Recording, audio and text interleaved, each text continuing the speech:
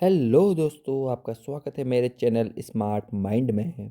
आज हम इस वीडियो में प्रिंस डायना की बारे में कुछ बातें जानेंगे। इसकी डेथ कैसे हुई और ये प्रिंस डायना कौन थी। ऐसे ही बहुत सारी बातें इस वीडियो में जानेंगे। आई होप आपको यह वीडियो पसंद आएगी तो like and share and subscribe जरूर करें और बने रहें हमारे इस वीडियो में। 31 अगस्त 1997 रात का समय था और पेरिस हमेशा की तरह अपनी चमक में डूबा हुआ था। लेकिन शहर के एक कोने में कुछ ही पलों में सब कुछ बदलने वाला था। सेन रिवर के पास रात के ठीक 12:20 पर एक काली मर्सिडीज S280 तेजी से निकल रही थी। पिछली सीट पर दुनिया की सबसे मशहूर और सबसे पसंद की जाने वाली महिला प्रिंसेस डायना बैठी थीं। उनके साथ उनके बॉयफ्रेंड डूडी फायद थे और आगे ड्राइवर हेनरी पॉल और बॉडीगार्ड ट्रेवर रीस जोन्स बैठे थे। चारों एक ही कोशिश में लगे थे कि किसी तरह बेकाबू पापराजी से बचकर डूडी फायद के अपार्टमेंट पहुंचना है, जो बस कुछ ही किलोमीटर दूर था। लेकिन जैसे ही कार निकली, पीछे मोटरसाइकिलों और कारों का झुंड लग गया। पापराजी लगातार फ्लैश मार रहे थे और कार का पीछा कर रहे थे। उनसे बचने के लिए हड़बड़ी में ड्राइवर हेनरी पॉल ने एक्सेलरेटर पूरा दबा दिया। रात करीब 12:23 पर मर्सिडीज S280 पॉन्ट दे अल्मा टनल में घुसी, लेकिन अचानक ही ड्राइवर का कंट्रोल छूट गया। कार पहले टनल की दीवार से रगड़ी और फिर सीधे 13वें पिलर से टकरा गई। टक्कर इतनी जोरदार थी कि हेनरी पॉल और डूडी फायद की मौके पर ही मौत हो गई। कार में पीछे प्रिंसेस डायना आधी सीट पर और आधी फ्लोर पर पड़ी थीं। उन्हें हॉस्पिटल ले जाया गया, लेकिन थोड़ी ही देर में ये खबर मिली कि प्रिंसेस डायना अब इस दुनिया में नहीं रहीं। फ्रेंच अथॉरिटीज ने हादसे की जांच की और इसे एक नॉर्मल एक्सीडेंट बताते हुए सारा दोष नशे में धुत ड्राइवर पर मढ़ दिया। लेकिन एक राजकुमारी की ऐसी मौत और उससे पहले जो घटनाएं हुई थीं, उससे ये मौत कहीं से भी साधारण नहीं लग रही थीं। उनकी मौत के साथ ही सवालों का तूफान खड़ा हो गया। जिस होटल से वो निकले थे, उसके सीसीटीवी में ड्राइवर हेनरी पॉल बिल्कुल संभल कर चलता दिख रहा था, तो फिर उसके खून में शराब लिमिट से 3 गुना ज्यादा कैसे पाई गई। जिस टनल में एक्सीडेंट हुआ, उसमें दर्जनों सीसीटीवी कैमरे लगे थे, तो फिर हादसे की एक भी रिकॉर्डिंग क्यों नहीं मिली। हादसे के बाद जब प्रिंसेस डायना की सांसें चल रही थीं, तब उनको सिर्फ 6 किलोमीटर दूर हॉस्पिटल ले जाने में 1.25 घंटे कैसे लग गए। सबसे डरावना सवाल डायना के 10 महीने पुराने उस हैंड रिटन लेटर से उठा, जिसमें उन्होंने लिखा था, प्रिंस चार्ल्स मुझे कार एक्सीडेंट से मरवाना चाहते हैं। ऐसे में लोगों के मन में सवाल उठने लगे कि क्या ये एक साधारण हादसा था या फिर ये पीपल्स प्रिंसेस कहे जाने वाली दुनिया की सबसे फेमस महिला प्रिंसेस डायना को रास्ते से हटाने की एक खतरनाक साजिश थी। एक ऐसी साजिश जिसमें उनके एक्स हस्बैंड प्रिंस चार्ल्स और ब्रिटिश रॉयल फैमिली से लेकर ब्रिटिश इंटेलिजेंस एजेंसी MI6 तक शामिल थी। आइए जानते हैं प्रिंसेस डायना की मिस्टीरियस डेथ की पूरी कहानी। डायना फ्रांसिस स्पेंसर का जन्म 1 जुलाई 1961 को नॉरफोक के सैंडरिंघम एस्टेट पर बने पार्क हाउस में हुआ था। उनके पिता का नाम जॉन स्पेंसर और उनकी मां का नाम फ्रांसिस रूथ बर्ग था। उनका परिवार ब्रिटेन के सबसे पुराने और रिचेस्ट अरिस्टोक्रेट घराने में से एक था, जिसकी जड़ें 15वीं सेंचुरी तक जाती थीं और जिसका इंग्लैंड के राज परिवार से गहरा संबंध था। इसलिए डायना बचपन से ही रॉयल फैमिली के बिल्कुल करीब रहीं। लेकिन बाहर से उनके अमीर और नामी परिवार की दुनिया जितनी चमकदार और परफेक्ट लगती थी, अंदर से उतनी ही खोखली और दर्द से भरी हुई थी। जब डायना सिर्फ 7-8 साल की थीं, उनके माता पिता का डिवोर्स हो गया। दोनों के रिश्ते एक कड़वाहट भरे मोड़ पर आकर खत्म हुए। उनकी मां का पीटर शानकिड नाम के शख्स के साथ अफेयर था, जिसकी वजह से रिश्ते में दरार आई और फिर कोर्ट में बच्चों की कस्टडी को लेकर भी एक लंबी लड़ाई चली। ये सब एक छोटी बच्ची के नाजुक दिल पर जिंदगी भर के लिए असर कर गया।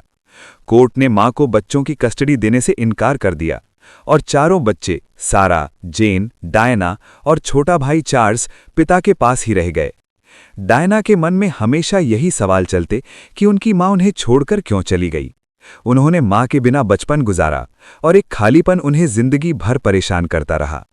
उनकी इस निजी जिंदगी का असर उनकी एकेडमिक लाइफ पर भी पड़ा। वो स्कूल में सबसे अलग थलग रहती, बहुत कम बोलती और ज्यादातर समय बस दूसरों को खेलते कूदते चुपचाप देखती रहती। उनका पढ़ाई में बिल्कुल मन नहीं लगता था। 1973 में जब डायना ने सेवन ओक्स के वेस्ट हीट गर्ल्स स्कूल में पढ़ना शुरू किया तो वो ओ लेवल 2 बार फेल हुईं। पढ़ाई में वो बेशक कमज़ोर थीं, लेकिन उनके अच्छे व्यवहार, हेल्पफुल नेचर और कम्युनिटी स्पिरिट के लिए उन्हें स्कूल का एक स्पेशल अवार्ड भी मिला। डायना नेचर से काफ़ी शाय थीं, लेकिन स्कूल में रहते हुए उन्होंने कई एक्टिविटीज़ में शानदार परफॉर्म किया। वो अच्छी पियानिस्ट थीं, स्विमिंग एंड डाइविंग में स्ट्रांग थीं और वो बैले और टैप डांस भी सीखती रहीं। लेकिन पढ़ाई के प्रति उनकी रुचि कम ही रही और आखिरकार 16 साल की उम्र में उन्होंने वेस्ट हीट स्कूल छोड़ दिया। इसी के साथ डायना की फॉर्मल एजुकेशन यहीं ख़त्म हो गई। डायना की फैमिली के संबंध पहले से ही रॉयल फैमिली से थे, इसलिए अक्सर एक दूसरे के यहाँ आना जाना होता रहता था। ऐसे ही नवंबर 1977 में एक गेट टुगेदर के दौरान डायना की मुलाकात वेल्स के प्रिंस चार्ल्स से हुई। उस समय डायना सिर्फ 16 साल की थी और प्रिंस चार्ल्स 29 साल के थे। प्रिंस चार्ल्स उस वक्त डायना की बड़ी बहन लेडी सारा स्पेंसर को डेट कर रहे थे। प्रिंस चार्ल्स और डायना के बीच पहली मुलाकात बहुत सिंपल थी। एक पेजेंट शूट के दौरान डायना ने चार्ल्स की बियर्ड पर कमेंट किया और चार्ल्स ने उन्हें जॉली, अम्यूजिंग और अट्रैक्टिव कहा। 14 नवंबर 1978 को डायना प्रिंस चार्ल्स की 30वीं बर्थडे पार्टी में बकिंघम पैलेस गईं, लेकिन तब भी दोनों के बीच कुछ खास नहीं हुआ। जब डायना थोड़ी और बड़ी हुई तो उन्होंने अपने रिच फादर की छाया से बाहर निकलने का फैसला किया। 18 साल की उम्र में वो लंदन चली गईं और दोस्तों के साथ फ्लैट शेयर करके रहने लगी। अपने पैरों पर खड़े होने के लिए उन्होंने नर्सरी टीचर का काम किया, बेबी सिटिंग की और यहाँ तक कि लोगों के घर क्लीनिंग तक की। वो पूरी तरह इंडिपेंडेंट बनना चाहती थीं, लेकिन उनकी जिंदगी में असली टर्निंग पॉइंट 1980 में आया। एक वीकेंड पार्टी में माउंटबैटन फैमिली के एस्टेट पर डायना और प्रिंस चार्ल्स फिर से मिले। उस समय चार्ल्स अपने ग्रेट अंकल लॉर्ड माउंटबैटन की मौत से बहुत दुखी थे। वहां पर डायना ने प्रिंस चार्ल्स से बहुत प्यार और सिंपैथी से बात की, जो चार्ल्स के दिल को छू गई। इसके बाद दोनों धीरे धीरे नज़दीक आने लगे और दोनों हंटिंग, फिशिंग और गार्डन प्री आउटिंग्स पर साथ जाने लगे। देखते ही देखते दोनों को एक दूसरे से प्यार हो गया। क्वीन एलिजाबेथ सेकेंड और उनके पति प्रिंस फिलिप को भी डायना बहुत पसंद आई। उस वक्त वो सिर्फ 19 साल की थीं, लेकिन प्रिंस चार्ल्स के लिए वो उन्हें बिल्कुल परफेक्ट लग रही थीं। वो यंग, एरिस्टोक्रेटिक बैकग्राउंड वाली, इनोसेंट और इमोशनली स्टेबल थीं। इसके बाद सिर्फ 13 मीटिंग्स के बाद फरवरी 1981 में प्रिंस चार्ल्स ने डायना को प्रपोज कर दिया। डायना पहले हंस पड़ी, उन्हें लगा मजाक हो रहा है, लेकिन इसके बाद दोनों के प्यार को पंख लग गए और आखिरकार 29 जुलाई 1981 को वो दिन भी आ गया जिसका सभी को बेसब्री से इंतजार था। 29 जुलाई 1981 को दोनों की शादी काफी ग्रैंड तरीके से हुई, जिसे दुनिया आज भी the wedding of the century कहती है। उस दिन दुनिया के सारे रिकॉर्ड टूट गए। सेंट पॉल्स कैथीड्रल में 3,500 मेहमान, बाहर लाखों लोग सड़कों पर और करीब 125 करोड़ लोग टीवी पर इस शादी को लाइव देख रहे थे। जब दोनों ने एक दूसरे को किस किया तो सबको लगा कि सचमुच एक फेरी टेल पूरी हो गई है। एक साधारण सी लगने वाली यंग लड़की प्रिंसेस ऑफ वेल्स बन गई थी। लेकिन उस चमक दमक, उस ताज और उस फेरी टेल के पीछे कोई नहीं जानता था कि कितनी कड़वी कहानी छिपी हुई थी। जिस रिश्ते को पूरी दुनिया परफेक्ट मान रही थी, वो कुछ ही समय में दरारों से भरने वाला था। ये शादी जो सपनों की लग रही थी, उसके पीछे एक ऐसी सच्चाई छिपी थी जिसे किसी ने उस वक्त सोचा भी नहीं था। असल में सच ये था कि प्रिंस चार्ल्स का लंबे समय से कैमिला पार्कर नाम की एक महिला के साथ अफेयर चल रहा था। वो दोनों लंबे समय से एक दूसरे को जानते थे और उनकी पहली मुलाकात 1970 में एक पोलो मैच के दौरान विंडसर ग्रेट पार्क में हुई थी। पहली ही मुलाकात में प्रिंस चार्ल्स कैमिला पार्कर को अपना दिल दे बैठे थे। इस बीच 1973 में प्रिंस चार्ल्स रॉयल सर्विस के लिए कैरेबियन चले गए। कैमिला को लगा कि प्रिंस चार्ल्स उनको लेकर सीरियस नहीं है, इसलिए उन्होंने एंड्रयू पार्कर बोल्ट से शादी कर ली। जब प्रिंस चार्ल्स को इस बात का पता लगा तो उनका दिल टूट गया। इधर रॉयल फैमिली भी प्रिंस चार्ल्स पर शादी करने का दबाव बना रही थी और रॉयल फैमिली मलिक के नियमों के हिसाब से उन्हें एक ऐसी लड़की से शादी करनी थी जो यंग, एरिस्टोक्रेटिक और वर्जिन हो। इसलिए एक तरह से मजबूरी में प्रिंस चार्ल्स ने डायना से शादी करने का फैसला किया। शादी से ठीक एक रात पहले डायना को अपने पति के इस अफेयर का आभास हो गया था। उन्हें उस दिन कैमिला पार्कर बोल्स और प्रिंस चार्ल्स के कुछ गिफ्ट्स और लेटर्स मिल गए थे। डायना इस बात से पूरी तरह से सदमे में थी कि जिससे वो शादी करने जा रही है वो किसी और से प्यार करता है। जब उसके बारे में उन्होंने चार्ल्स से सवाल किया तो उन्होंने जवाब दिया, I refuse to be the only Prince of Wales who never had a mistress. इन शब्दों से डायना अंदर तक हिल गई और उस रात डायना बहुत रोई। लेकिन अब शादी रुक नहीं सकती थी। इसके बाद प्रिंसेस डायना ने अपनी इनोसेंट सी स्माइल के पीछे अपने पति का ये गहरा राज छिपाना शुरू कर दिया। जब वो छोटी थीं, तब एक अफेयर के चलते ही उनकी मां ने उन्हें और उनके परिवार को छोड़ दिया था। वो बचपन के इस ट्रॉमा से अब तक उभर नहीं पाई थीं और अब जिंदगी ने उनको फिर से उसी मुहाने पर लाकर खड़ा कर दिया था, जिसके साथ उन्होंने जिंदगी भर हंसी खुशी हर पल बिताने के सपने देखे थे, जिनसे वो बेपनाह मोहब्बत करती थीं। उन प्रिंस चार्ल्स से मिले धोखे ने उनको अंदर से तोड़ दिया। दिन ब दिन उनका अकेलापन उन पर हावी होता रहा। बाहर से तो वो सबसे मुस्कुराकर मिलती, लेकिन उनका दिल अंदर से खोखला हो चुका था। डायना बेहद काइंड हार्टेड थीं और वो अपने टूटे हुए दिल को दूसरों की मदद करके जोड़ने की कोशिश करती थीं। वो बच्चों के बीच, बुजुर्गों के बीच, बीमार और बेबस लोगों के बीच ऐसे घुल मिल जाती थीं जैसे वो कोई प्रिंसेस नहीं बल्कि उन्हीं में से एक हो। उस समय जब दुनिया एड्स पेशेंट को अछूत मानती थी और उन्हें टच करने से भी डरती थी, तो डायना ने लंदन के एक हॉस्पिटल में बिना ग्लव्स पहने एड्स पेशेंट से हाथ मिलाकर उनको गले लगाया था।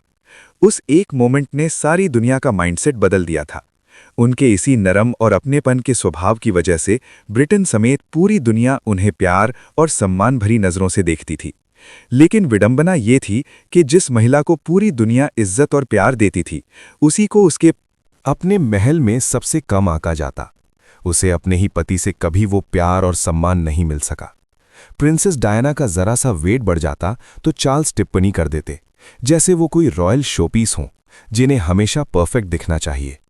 डायना की जिंदगी बाहरी दुनिया को जितनी चमकदार लगती थी, उनकी जिंदगी महल की चार दीवारों के भीतर उतनी ही तन्हा और उतनी ही दर्दनाक होती जा रही थी। लेकिन इस सब के बावजूद रॉयल फैमिली की इज्जत बचाने की खातिर वो इस रिश्ते को किसी तरह निभा रही थी। शादी के कुछ ही महीनों बाद डायना को बुलिमिया नर्वोसा नाम की बीमारी भी हो गई। वो दिन में 4-5 बार वॉमिटिंग करती थी। इस बीच डायना प्रेग्नेंट भी हो गई। एक तरफ रॉयल फैमिली एक नए सदस्य के आने का बेसब्री से इंतजार कर रही थी, तो दूसरी तरफ प्रिंस चार्ल्स के साथ साथ रॉयल फैमिली के बाकी लोग भी प्रिंसेस डायना के साथ सौतेला व्यवहार करने लगे थे। डायना को वो किसी नौकर की तरह समझते थे। जब डायना कभी शिकायत करती तो वो कहते कि वो इस फैमिली का हिस्सा बनने के लायक भी नहीं थी, उन्हें कचरे की तरह निकालकर बाहर फेंक देना चाहिए। इस तरह वो एक ऐसे परिवार में 4 दीवारों के बीच फंसकर रह गई थी जहां सिर्फ वो और उनकी तन्हाई थी। वो मानसिक रूप से काफी टूट चुकी थी। इसलिए प्रेगनेंसी के तीसरे महीने में उन्होंने सीढ़ियों से कूदकर खुद की जान लेने की भी कोशिश की, और इस तरह की कोशिशें उन्होंने कई बार की, लेकिन किस्मत से वो हर बार बच गईं। डायना ने 21 जून 1982 को प्रिंस विलियम और 15 सितंबर 1984 को प्रिंस हैरी को जन्म दिया। बेटों को जन्म देने के बाद तो जैसे डायना हर बंधन को तोड़ देना चाहती थी। रॉयल ट्रेडिशन से हटकर उनकी दोनों डिलीवरीज पैलेस के बजाय हॉस्पिटल के लिंडो विंग में हुई। बच्चे जब बड़े हुए तो वो खुद उन्हें स्कूल छोड़ने जाती थी, उन्हें मैकडॉनल्ड्स और थीम पार्क्स में ले जाती थी। सबसे बड़ी बात यह कि वो उन्हें होमलेस शेल्टर्स और हॉस्पिटल्स ले जाकर दिखाती थी कि दुनिया सिर्फ पैलेसेस और क्राउन्स की नहीं होती। विलियम और हैरी को उन्होंने एक नॉर्मल चाइल्डहुड देने की पूरी कोशिश की, जितना वो दे सकती थीं। लेकिन पति पत्नी के बीच की दूरी दिन ब दिन बढ़ती जा रही थी। चार्ल्स फिर से कैमिला से रेगुलरली मिलने और बात करने लगे थे। डायना को सब पता चलता था। डायना ने चार्ल्स को बहुत समझाने की कोशिश की, लेकिन चार्ल्स कैमिला से रिश्ता तोड़ने को तैयार नहीं हुए। डायना ने अपना रिश्ता बचाने के लिए एक बार कैमिला से भी मिलकर इस अफेयर को खत्म करने की बात की, लेकिन कैमिला ने चार्ल्स के साथ अपने अफेयर पर शर्मिंदा होने के बजाय उल्टा प्रिंसेस डायना को ही बेइज्जत कर दिया। प्रिंसेस डायना को अब समझ आ चुका था कि 2 बच्चे होने के बावजूद वो अपने रिश्ते को नहीं बचा पाएंगी। इसके बाद 1986 तक शादी का ये रिश्ता पूरी तरह से खोखला हो गया। प्रिंसेस डायना कैप्टन जेम्स हीवर्ड के साथ रिश्ता रखने लगी, जो 1986 से 1991 तक चला। चार्ल्स ने भी कैमिला के साथ रिलेशनशिप ओपनली एक्सेप्ट कर लिया। 1989 में प्रिंस चार्ल्स और कैमिला की एक इंटीमेट फोन कॉल का एक टेप लीक हो गया, जिसमें दोनों एक दूसरे के ख्यालों में खोए हुए ऐसी बातें कर रहे थे जिन्हें सुनकर दुनिया हैरान रह गई। चार्ल्स कैमिला से कहते हैं कि मुझे हफ्ते में कई बार तुम्हारी जरूरत है, तुम्हारे बिना मुझे सांस तक नहीं आती। इस पर कैमिला हंसती है और फिर प्रिंस चार्ल्स ने जो कहा उससे तो जैसे पूरी दुनिया में भूचाल आ गया। उन्होंने हंसते हुए कहा कि मैं तुम्हारा टैम्पॉन बनकर तुम्हें डीपली फील करना चाहता हूं। टैम्पॉन ऐसा शब्द है जिसको आम आदमी भी इंटीमेट टॉक के दौरान यूज नहीं करता, लेकिन एक शादीशुदा रॉयल प्रिंस जो भविष्य में किंग बनने वाले थे, उनके मुंह से ऐसे वर्ड सुनकर हर कोई हैरान रह गया। इसको लेकर दुनिया भर में हेडलाइंस बनी और देखते ही देखते पर्दे के पीछे की प्रिंस चार्ल्स और प्रिंस डायना के रिश्ते की सच्चाई लोगों के सामने आ गई। दुनिया ने देख लिया कि बाहर से खूबसूरत दिख रही इस फेरी टेल में असल में कुछ भी अच्छा नहीं है। इसके बाद 1992 में एंड्रू मॉर्टन की book Diana her true story I, जिसमें डायना ने दुनिया के आगे सब कुछ खोल कर रख दिया। हर पर्दा उठ चुका था और दोनों के बीच पहले से मौजूद दूरियां इसके बाद और भी ज्यादा बढ़ गईं। और आखिरकार 9 दिसंबर 1992 को प्राइम मिनिस्टर का सर जॉन मेजर ने हाउस ऑफ कॉमन्स में दोनों का सेपरेशन अनाउंस कर दिया। 1995 में बीबीसी के पैनोरामा प्रोग्राम में प्रिंसेस डायना ने एक इंटरव्यू दिया, जिसमें डायना ने एकदम खुलकर बिना डरे सब कुछ उगल दिया। उन्होंने कैमिला और प्रिंस चार्ल्स के रिश्ते की पोल खोलने के अलावा रॉयल फैमिली के ऊपर भी कई गंभीर आरोप लगाए और खोलकर कहा कि रॉयल फैमिली उन्हें पागल समझती थी। ये इंटरव्यू इतना एक्सप्लोसिव था कि बकिंघम पैलेस की मजबूत दीवारें भी अंदर तक हिल गईं और उसकी गूंज दुनिया भर में सुनाई दी। इसके बाद आखिरकार प्रिंस चार्ल्स और प्रिंसेस डायना का ऑफिशियली 28 अगस्त 1996 को डिवोर्स हो गया। डिवोर्स में डायना को 17 मिलियन पाउंड सेटलमेंट मिला और केंसिंगटन पैलेस में अपार्टमेंट मिला। इसके अलावा उनसे हर रॉयल हाइनेस का टाइटल छिन गया, लेकिन उन्होंने अपने पास प्रिंसेस ऑफ वेल्स का टाइटल बरकरार रखा। 1996 में डिवोर्स के बाद डायना ने खुद को कंप्लीटली ट्रांसफॉर्म कर लिया। अब वो महल की प्रिंसेस नहीं, एक नॉर्मल औरत की तरह जीना चाहती थी। उन्होंने एक नई जिंदगी की शुरुआत की और इस दौरान उनकी मुलाकात इजिप्शियन बिलियनियर मोहम्मद अल फयाद के बेटे डोडी फयाद से हुई, जो एक फिल्म प्रोड्यूसर थे। दोनों को पहली बार में ही एक दूसरे से प्यार हो गया। समुद्र में स्विमिंग करते हुए और यॉट पर डिनर करते हुए धीरे धीरे उनकी क्लोजनेस बढ़ती गई। पेपराजी ने उन्हें हर पल फॉलो किया और दोनों की किस करते हुए फोटो कैप्चर कर ली, जिसे देखकर पूरी दुनिया पागल हो गई। कोई इसे ट्रू लव मान रहा था, कोई कह रहा था कि डायना बस चार्ल्स और रॉयल फैमिली को जलाने के लिए ये सब कर रही है। लेकिन डायना खुश लग रही थी, हंस रही थी, रिलैक्स थी। उनके चेहरे पर वो स्माइल थी जो सालों बाद लौटी थी। लेकिन दूसरी तरफ रॉयल फैमिली उनके इस रिश्ते से बिल्कुल भी खुश नहीं थी। 30 अगस्त 1997 को डायना और डोडी फयाद पेरिस के रिट्स होटल में डिनर करते हैं, जो कि डोडी फयाद के पिता का ही होटल था। उनका प्लान था कि डिनर के बाद दोनों डोडी के अपार्टमेंट जाएंगे, जो रिट्स होटल से सिर्फ 1.5 किलोमीटर दूर था।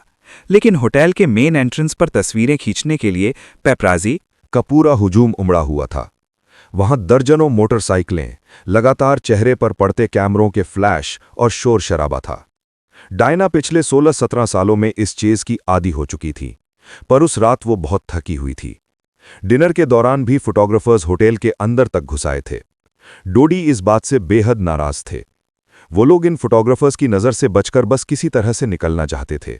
इसलिए प्लान बनाया गया कि एक कार सामने के दरवाजे से निकलेगी ताकि सारे पेपराजी उसका पीछा करें, और असली कार जिसमें डायना और डोडी बैठे होंगे वो पीछे के सर्विस एग्जिट से निकल जाएगी। प्लान के मुताबिक यही किया जाता है। पहले पेपराजी को डिस्गाइज करने के लिए थीम म्यूजिक एक रेंज रोवर सामने से निकाली जाती है, और जैसे ही पेपराजी उसकी तरफ दौड़ने लगते हैं, वैसे ही रात के ठीक 12:20 पर डायना और डोडी फयाद काली मर्सिडीज S280 से पीछे के गेट से निकल जाते हैं। गाड़ी हेनरी पॉल चला रहे थे, जिनके साथ फ्रंट सीट पर बॉडीगार्ड ट्रेवर रीज ग्योन्स बैठे थे। काली मर्सिडीज S280 तेज रफ्तार से सेन नदी के किनारे भागने लगती है। इसके बावजूद कुछ पेपराजी को उनके प्लान की भनक लग गई और करीब 7-8 मोटरसाइकिलें और 2 कारें उनके पीछे लग जाती हैं। ये देखते ही हेनरी पॉल एक्सेलरेटर पूरा दबा देते हैं, जिससे कार की स्पीड काफी ज्यादा हो जाती है। 12:23 पर जैसे ही मर्सिडीज पॉन्ड डे लामा टनल में घुसती है, अचानक हेनरी पॉल का कंट्रोल कार से छूट जाता है। कार पहले दाहिनी दीवार से रगड़ती है, फिर बाएं मुड़कर सामने की तरफ से टनल के 13th पिलर से जा भिड़ती है। ये टकराव इतना जोरदार था कि ड्राइवर हेनरी पॉल और डोडी फयाद की मौके पर ही मौत हो जाती है। 10-20 गज दूर बॉडीगार्ड जमीन पर पड़ा था, जो गंभीर रूप से घायल था। लेकिन सबसे दर्दनाक नज़ारा कार के अंदर था। पिछली सीट पर प्रिंसेस डायना आधी सीट पर और आधी फ्लोर पर लेटी हुई थीं। उनका शरीर बुरी तरह से मुड़ा हुआ था, सांसें काफ़ी ज़्यादा स्लो चल रही थीं और आंखें ऑलमोस्ट बंद थीं। ऐसे हाल में भी उनका पीछा कर रहे पेपराजी जब वहां पहुंचे तो वो उनकी मदद करने के बजाय उस तबाही की तस्वीरें लेने में मशगूल हो गए। उनमें से एक भी इंसान प्रिंसेस डायना की मदद के लिए आगे नहीं बढ़ा। चारों तरफ कैमरे के फ्लैश चमचमा रहे थे और इंसानियत सरेआम शर्मसार हो रही थी।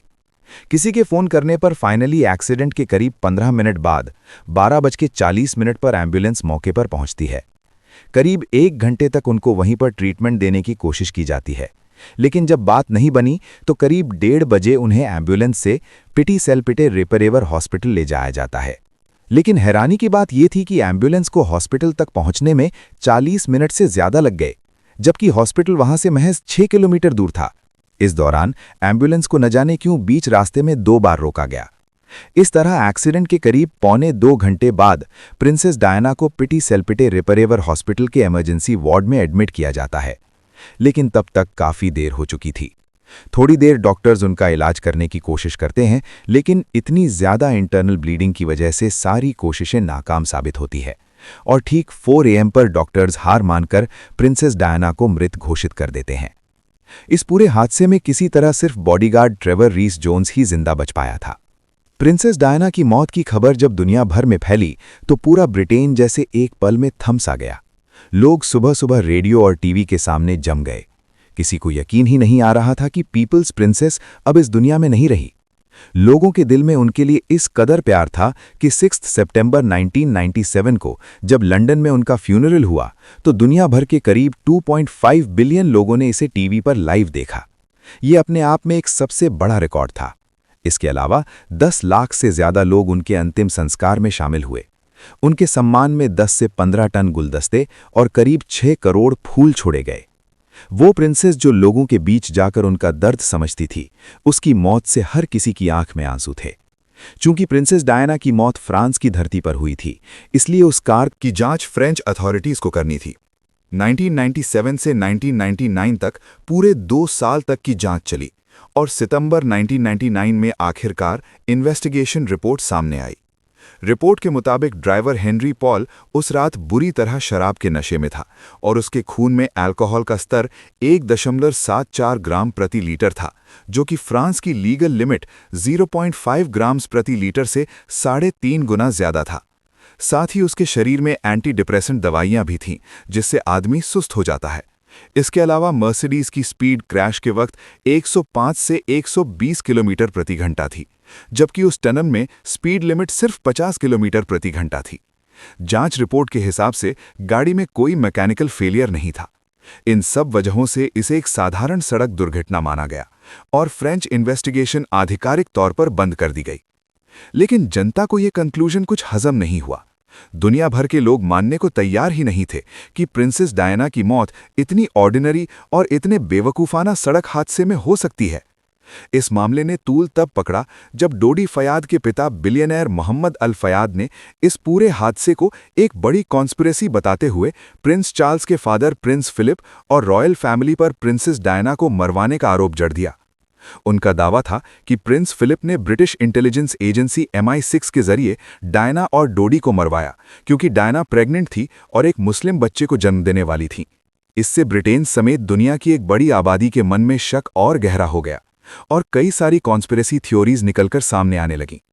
सबसे पहली थ्योरी ये थी कि डायना उस वक्त डोडी फयाद से प्रेग्नेंट थी और रॉयल फैमिली, खासकर प्रिंस फिलिप को ये बिल्कुल बर्दाश्त नहीं था कि भविष्य के किंग विलियम और हैरी का सौतेरा भाई या बहन अल फयाद के खानदान से हो।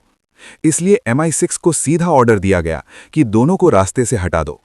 इसी थ्योरी का दूसरा हिस्सा था कि हादसे में मारा गया ड्राइवर हेनरी पॉल खुद MI6 का सीक्रेट एजेंट था और इस दौरान उसके बैंक अकाउंट में अचानक बहुत सारा पैसा आया था। एक थियरी ब्राइट वाइट फ्लैश की थी, जिसके मुताबिक डायना की कार के टनल में घुसते ही किसी ने MI6 की स्पेशल स्ट्रोब लाइट वेपन से ड्राइवर को अंधा कर दिया। ये ठीक वही तकनीक थी जो MI6 ने 1992 में बाल्कन्स में एक सर्बियन लीडर को मरवाने के लिए इस्तेमाल की थी।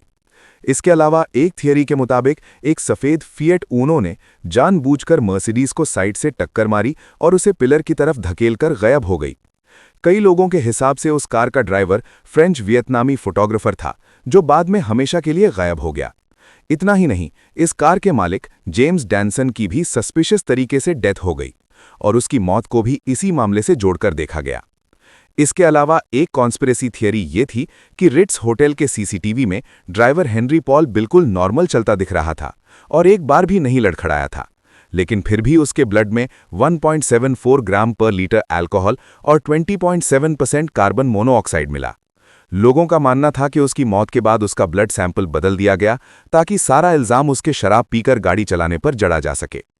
डायना का एक्सीडेंट पेरिस के जिस सबसे बिजी पॉन्ट दे अल्मा टनल में हुआ था, उसमें दर्जनों सीसीटीवी कैमरे लगे हुए थे, लेकिन हैरानी की बात यह थी कि हादसे की एक भी फुटेज रिकॉर्ड नहीं हुई। इन्वेस्टिगेशन टीम के हिसाब से उस रात सभी सीसीटीवी कैमरे मेंटेनेंस के लिए बंद थे। ऐसे में थ्योरी निकलकर सामने आई कि या तो उस रात कैमरे जानबूझकर बंद कर दिए गए थे या फिर ऐसा बहाना बनाकर उस इंसिडेंट के सारे फुटेज मिटा दिए गए थे ताकि सच को छुपाया जा सके। इसके अलावा एम्बुलेंस के हॉस्पिटल लेट पहुंचने को लेकर भी लोगों ने शक जताया। हॉस्पिटल 6 किलोमीटर दूर था, लेकिन फिर भी वहां तक पहुंचने में एम्बुलेंस को 1.25 घंटे लग गए। माना गया कि ये देरी जानबूझकर की गई ताकि डायना को समय से सही इलाज न मिल सके और उनकी मौत हो जाए। इसके अलावा एक आरोप यह भी लगा कि डायना की बॉडी को तुरंत एम्बाम कर दिया गया ताकि प्रिंसेस डायना का प्रेगनेंसी टेस्ट न हो सके। कहने को ये सभी थियोरीज थीं, लेकिन इन सभी थियरीज को बल उस एक लेटर से मिला जो प्रिंसेस डायना ने मौत से केवल 10 महीने पहले लिखा था। उस लेटर में उन्होंने लिखा था कि चार्ल्स मुझे कार एक्सीडेंट से मरवाना चाहते हैं ताकि वो दोबारा शादी कर सकें। इस लेटर के ठीक 10 महीने बाद वैसा ही हादसा हो गया। हैरत की बात यह कि आगे चलकर 2005 में प्रिंस चार्ल्स ने अपनी पुरानी महबूबा कैमिला पार्कर बोल्ट से शादी कर ली। आखिर कोई अपनी मौत से पहले उसको कैसे प्रिडिक्ट कर सकता है? किसी को भी ये बात हजम नहीं हो रही थी और शक की सुई सीधे रॉयल फैमिली के ऊपर आ टिकी। इन कॉन्स्पिरेसी थियरीज का शोर इतना ज्यादा बढ़ गया कि जनवरी 2004 में पूर्व कमिश्नर लॉर्ड जॉन स्टीवंस की अगुवाई में ब्रिटेन की मेट्रोपॉलिटन पुलिस को दुनिया की सबसे बड़ी और सबसे महंगी जांच शुरू करनी पड़ी, जिसे ऑपरेशन पैजेट नाम दिया गया। ऑपरेशन पैजेट के तहत कुल 175 कॉन्स्पिरेसी थियरीज की परतें खोली गईं। 3 साल तक 20,000 से ज्यादा डॉक्यूमेंट्स खंगाले गए, 300 से ज्यादा विटनेसेस से दोबारा पूछताछ की गई और फ्रांस से सारे फॉरेंसिक एविडेंस लाकर फिर से जांचे गए। इसके बाद 14 दिसंबर 2006 को 83 पेज की रिपोर्ट पब्लिश की गई, जिसमें कहा गया कि इस केस में ना तो कोई कॉन्स्पिरेसी थी और ना ही रॉयल फैमिली या MI6 की कोई भूमिका थी। ब्रिटिश लॉ के तहत कोरोनर्स इंक्वेस्ट मैंडेटरी था, जो अक्टूबर 2007 से अप्रैल 2008 तक चला। लॉर्ड जस्टिस स्कॉट बेकर की अध्यक्षता में 278 विटनेसेस की गवाही हुई और कुल 12.5 मिलियन ब्रिटिश पाउंड से ज्यादा खर्च हुए। आखिरकार 7 अप्रैल 2008 को ज्यूरी ने 9-2 के बहुमत से अंतिम वर्डिक्ट सुनाया, जिसके मुताबिक ये एक अनलॉफुल किलिंग थी, जो हेनरी पॉल के नशे में तेज स्पीड से गाड़ी चलाने और पापाराजी के डेंजरस परस्यूट की वजह से हुई। इसमें किसी साजिश, प्रेगनेंसी या हत्या का एक शब्द तक नहीं था। इन इन्वेस्टिगेशन ने हर बड़े इल्जाम और हर कॉन्स्पिरेसी थियरी को पूरी तरह खारिज कर दिया। प्रेगनेंसी के दावे को फ्रेंच और ब्रिटिश दोनों ही पोस्टमार्टम ने झूठा ठहराया। इसके अलावा डायना के 1996 के उस फेमस लेटर को भी जांच के दौरान गलत साबित कर दिया गया। जांच के मुताबिक ये लेटर केवल उनके डीप डिप्रेशन और मेंटल इंस्टेबिलिटी का प्रूफ था। हालांकि बहुत से लोग आज भी ये मानते हैं कि सिर्फ रॉयल फैमिली को बचाने के लिए ये इन्वेस्टिगेशन झूठी रिपोर्ट देकर क्लोज कर दी गई। असल सच अगर सामने आ जाता तो रॉयल पैलेस हमेशा के लिए बदनाम हो जाता और MI6 भी सवालों के घेरे में खड़ी हो जाती। सच्चाई चाहे जो भी रही हो, लेकिन प्रिंसेस डायना की मिस्टीरियस डेथ आज भी लोगों को अंदर से झकझोर देती है। उनकी लाइफ और मिस्टीरियस डेथ को लेकर स्पेंसर नाम से 2021 में एक मूवी बनी। इसके अलावा नेटफ्लिक्स पर द क्राउन सीरीज के सीजन 4, 5 और 6 में उनकी जिंदगी को दिखाया गया है। एक ऐसी महिला जिसने रॉयल पहचान को छोड़कर अपनी शर्तों पर जीना स्वीकार किया था और जो लोगों के बीच जाकर उनका दर्द समझती थी, उसे लोग आज भी पीपल्स प्रिंसेस के नाम से याद करते हैं। हेलो दोस्तों, आई होप आपको यह वीडियो पसंद आई होगी। पसंद आई हो तो like and share and subscribe जरूर करें।